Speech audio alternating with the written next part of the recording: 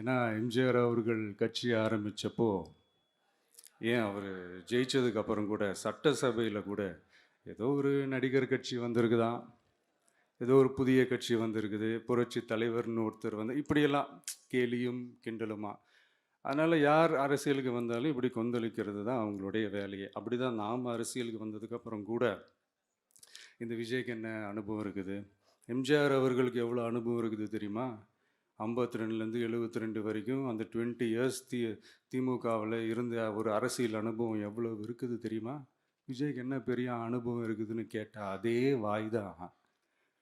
அன்னைக்கு எம்ஜிஆர் அவர்களை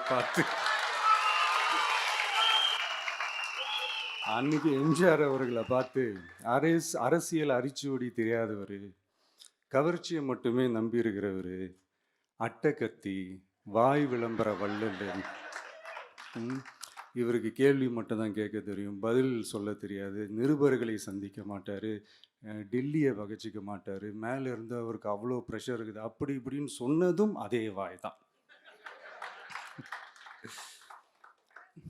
அதனால் எம்ஜிஆர் அவர்களை மட்டும் இல்லை, அவருடைய தொண்டர்களை கூட விட்டு வைக்கல.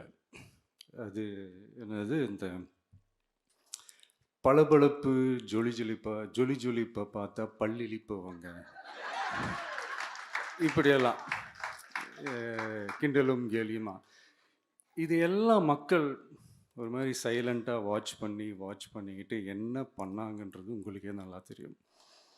அவர் ஜெயிச்சதுக்கப்புறம் இந்த அரசியலில் பழந்துன்னு கொட்டை போட்ட அனுபவிச்சாலையும் இருப்பாங்கன்னு சொல்லுவாங்கள்ல, அவங்க எல்லாருக்குமே அந்த கோட்டைன்றது ஒரு பகல் கனவாகவே மாறிடுச்சுன்னா பார்த்துங்க.